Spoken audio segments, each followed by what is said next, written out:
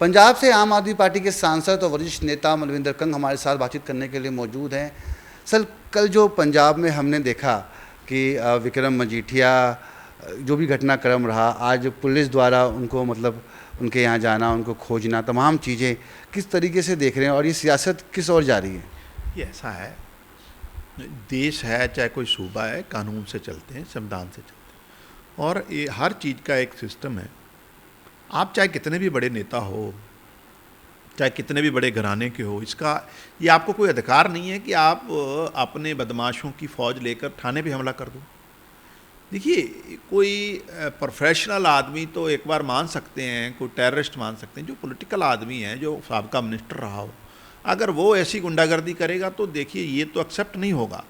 तो कल आपने देखा सारा दिन मजीठिया साहब ने अपनी फ़ौज लेकर हमारे पुलिस वाले जो पंजाब पुलिस के लोगों ऑफिसर हैं उनको परेशान किया, किसी के गले। इवन आपने वोटिंग के दिन भी ध्यान दिया होगा, जिस दिन वोटिंग हो रही थी उस दिन भी उन्होंने पुलिस वालों के साथ बहुत बदतमीजी करी। हालांकि पुलिस के ऑफिसरों को मैं अप्रिशिएट करता हूँ, मौके पे उन्होंने बड़ी पेशेंसली और बड़ा प्यार से वो मसले को डील किया।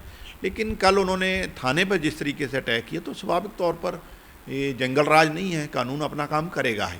तो आज मुझे लगता है भी जो पुलिस है वो अकॉर्डिंग टू लॉ अपनी कार्रवाई कर रही है और जो कानून को हाथ में लेगा तो स्वाभाविक तौर पर law will take its own course. एक सवाल लोकल बॉडी इलेक्शन को लेकर कहते हैं कि जिसकी सरकार होती है, लोकल बॉडी इलेक्शन एक तरीके से सेमीफाइनल होता है और इससे हम अंदाज़ा लगा सकते हैं कि फ़ाइनल के रिज़ल्ट किस तरीके से होंगे और यह कितना उसको मेल खाते हुए नज़र आते हैं। आप किस तरीके से देखते हैं तमाम चीज़ों को? और जिसमें बात करें कि कांग्रेस का प्रदर्शन हमने देखा कि काफ़ी निंदाजनक रहा, इसे आप किस तरीके से देख रहे हैं? देखिए, बेसिकली जब इलेक्शन ट्रांसपेरेंसी से हों और शांति पूर्वक हो तो लोग अपने मत का जो इस्तेमाल है वो अपने दिमाग से करते हैं और इस बार बड़े ट्रांसपेरेंट मैनर में इलेक्शन हुए हैं। भगवंत मान साहब पर लोगों ने एक बार फिर भरोसा जताया। पंजाब के लोगों ने मेजॉरिटी ऑफ जो काउंसिल कॉरपोरेशन है उसमें आम आदमी पार्टी को कैंडिडेट को जिताया है और ये मुझे लगता है एक सीधा सीधा लोगों का जो मैंडेट है वो यही है कि आम आदमी पार्टी और मान साहब को एक बार और मौका देंगे वो 2027 में, हमें पूरी उम्मीद है। और ये कोई ऐसा नहीं है कि चमत्कार हुआ है।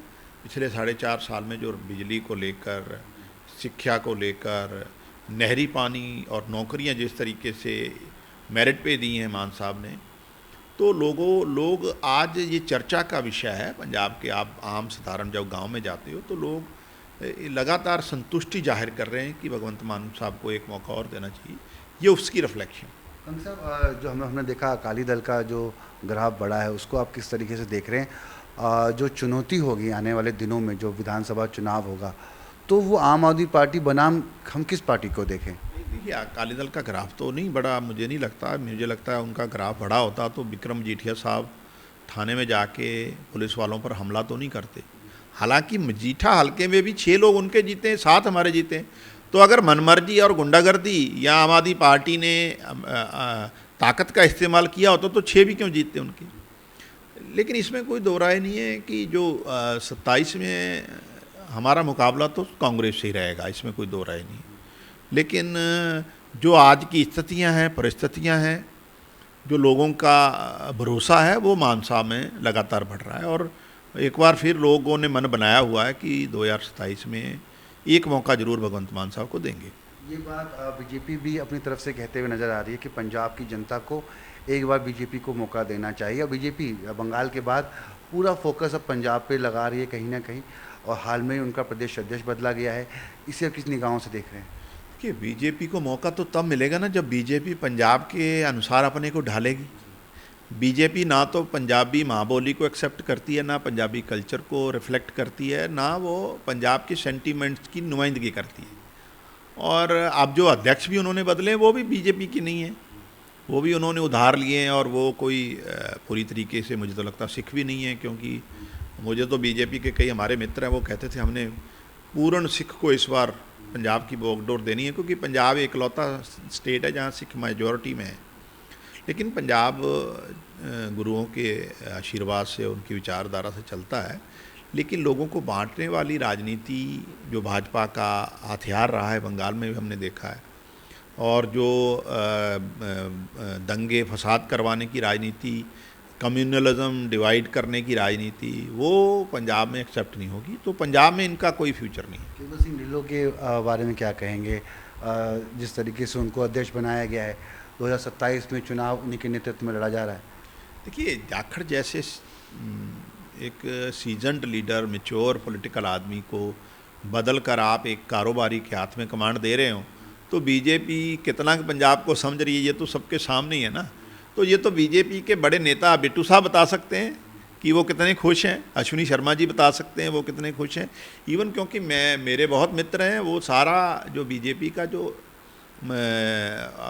अपना कैडर था वो तो सारा निराश और नाराज है कि ऐसे आदमी को पार्टी का अध्यक्ष बनाया जिसको ना संगठन की समझ है, ना वो बीजेपी की जो राजनीति उसको समझता है। कैप्टन साहब ने भी नाराज़गी व्यक्त की है। हाँ। लोगों ने कहा कि वो कैप्टन साहब के नज़दीकी हैं।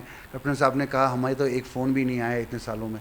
नहीं, देखिए कैप्टन साहब मैं तो कहूँगा कि जो उस समय कांग्रेस ने किया वो मुझे लगता है कैप्टन साहब के साथ नहीं होना चाहिए था। कैप्टन साहब ने भी जो पहली उनकी टेन्योर थी 2000, बड़ा अच्छा पंजाब के लिए काम किया है, लेकिन अनफॉर्चुनेटली 17 से 22 में वो अच्छा काम नहीं कर पाए। लेकिन जिस तरीके से उनको उतारा गया उसका खमियाजा कांग्रेस को भुगतना पड़ा। अगर कैप्टन साहब की जो एक्सपीरियंस है उसका अगर वो मदद लेते तो डेफिनेटली बेहतर हो सकता था। लेकिन मुझे लगता है आज जो फैसले भाजपा ले रही है वो एक तरफा फैसले, और पंजाब की रिफ्लेक्शन उसमें कहीं भी नहीं है। शुक्रिया। तो आप सुन रहे थे आम आदमी पार्टी के सांसद वरिष्ठ नेता मलविंदर कंग को, जिन्होंने तमाम मुद्दे पर न्यूज़ 18 के साथ खास बातचीत की। नई दिल्ली से मैं रवि मिश्रा, न्यूज़ 18।